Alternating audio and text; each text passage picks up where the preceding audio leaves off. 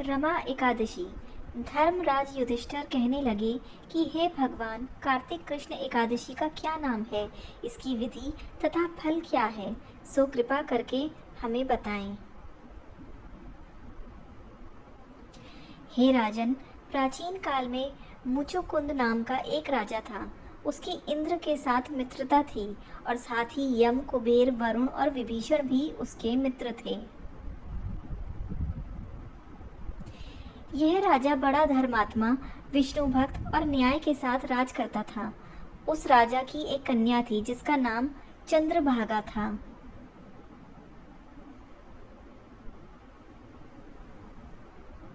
उस कन्या का विवाह इंद्रसेन के पुत्र शोभन के साथ हुआ। एक समय वह शोभन ससुराल आया। उन्हीं दिनों जल्दी ही पुण्यदायिनी एकादशी, रमा एकादशी भी आने वाली थी। जब व्रत का दिन समीप आ गया तो चंद्रभागा के मन में अत्यंत सोच उत्पन्न हुई कि मेरे पति अत्यंत दुर्बल हैं और मेरे पिता की आज्ञा अति कठोर है। दशमी को राजा ने ढोल बजवाकर सारे राज्य में यह घोषणा करवा दी कि एकादशी का भोजन नहीं करना चाहिए।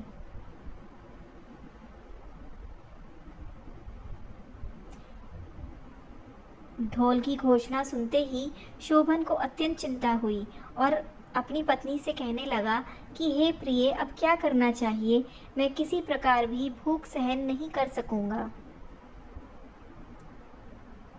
ऐसा उपाय बताओ कि जिससे मेरे प्राण भी बच जाएं, अन्यथा मेरे प्राण अवश्य चले जाएंगे। चंद्रभागा कहने लगी कि हे स्वामी, मेरे पिता के राज में एकादशी के दिन कोई भी भोजन नहीं करता।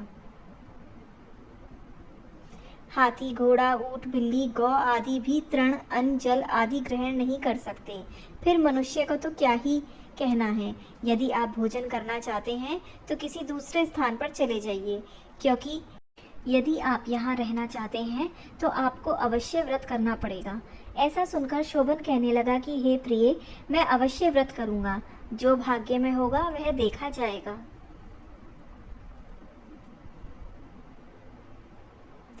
इस प्रकार से विचार कर शोभन ने व्रत रख लिया और वह भूख व प्यास से अत्यंत पीड़ित होने लगा। जब सूर्य नारायण अस्त हो गए और रात्रि को जागरण का समय आया, जो वैष्णवों को अत्यंत हर्ष देने वाला था, परंतु शोभन के लिए अत्यंत दुखदायी हुआ। प्रातःकाल होते शोभन के प्राण निकल गए। तब राजा ने सुगंधित काष्ठ से उसका दाह संस्कार करवाया, परंतु चंद्रभागा ने अपने पिता की आज्ञा से अपने शरीर को दग्ध नहीं किया और शोभन की अंत्येष्टि क्रिया के बाद अपने पिता के घर में ही रहने लगी। रमा एकादशी के प्रभाव से शोभन को मद्रांचल पर्वत पर धन धान्य से युक्त तथा शत्रुओं से रहित एक सुंदर देवपुर प्राप्त हुआ। वह अत्यंत सुंदर रत्न और वैदुर्य मणि जटित स्वर्ण के खंभों पर निर्मित अनेक प्रकार की स्फटिक मणियों से सुशोभित भवन में बहुमूल्य वस्त्राभूषणों तथा छत्र व चंवर से विभूषित गंधर्व और अप्सराओं से युक्त सिंहासन पर आरूढ़ ऐसा शोभायमान होता था, मानो दूसरा इंद्र विराजमान हो।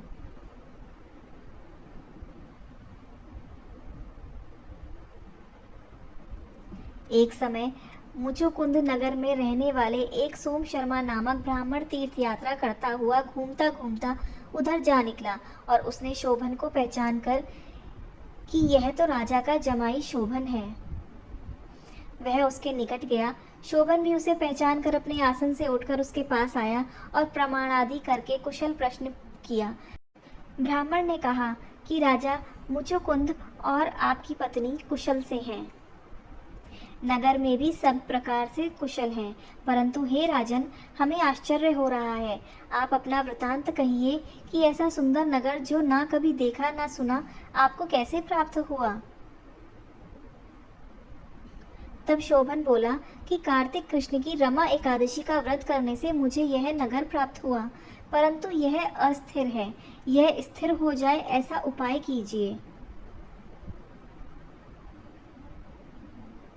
ब्राह्मण कहने लगा कि हे राजन, यह स्थिर क्यों नहीं है और कैसे स्थिर हो सकता है, आप बताइए, फिर मैं अवश्य में वह उपाय करूंगा। मेरी इस बात को आप मिथ्या ना समझिए। शोभन ने कहा कि मैंने इस व्रत को श्रद्धा रहित होकर किया है, अतः यह सब कुछ अस्थिर है। यदि आप मुचुकुंद की कन्या चंद्रभागा को यह सब वृतांत कहें तो यह स्थिर हो सकता है। ऐसा सुनकर उस श्रेष्ठ ब्राह्मण ने अपने नगर लौटकर चंद्रभागा से सब वृतांत कह सुनाया। ब्राह्मण के वचन सुनकर चंद्रभागा बड़ी प्रसन्नता से ब्राह्मण से कहने लगी कि हे ब्राह्मण, यह सब बातें आपने प्रत्यक्ष देखी हैं या आप स्वप्न की बात कर रही हैं? ब्राह्मण कहने लगा कि हे पुत्री, मैंने महावन में तुम्हारे पति को प्रत्यक्ष देखा है, साथ ही किसी से विजय ना हो ऐसा देवताओं के नगर के समान उनका नगर भी देखा है। उन्होंने यह भी कहा है कि यह स्थिर नहीं है, जिस प्रकार वह स्थिर रह सके सो उपाय करना चाहिए। चंद्रभागा कहने लगी कि हे विप्र, तुम मुझे वहां ले चलो, मुझे पतिदेव के दर्शन की तीव्र लालसा है। मैं अपने किए हुए पुण्य से उस नगर को स्थित बना दूंगी। आप ऐसा कार्य कीजिए जिससे उनका हमारा संयोग हो, क्योंकि वियोगी को मिला देना महापुण्य है। सोम शर्मा यह बात सुनकर चंद्रभागा को लेकर मदरांचल पर्वत के समीप वामदेव ऋषि के आश्रम पर गया। वामदेव जी ने सारी बात सुनकर वेद मंत्रों के उच्चारण से चंद्रभागा का अभिषेक कर दिया। तब ऋषि के मंत्र के प्रभाव और एकादशी के व्रत से चंद्रभागा का शरीर दिव्य हो गया और वह दिव्य गति को प्राप्त हुई।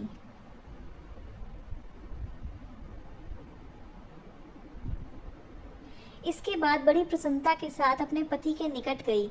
अपनी प्रिय पत्नी को आते देखकर शोभन अति प्रसन्न हुआ और उसे बुलाकर अपनी बाईं तरफ बिठा लिया।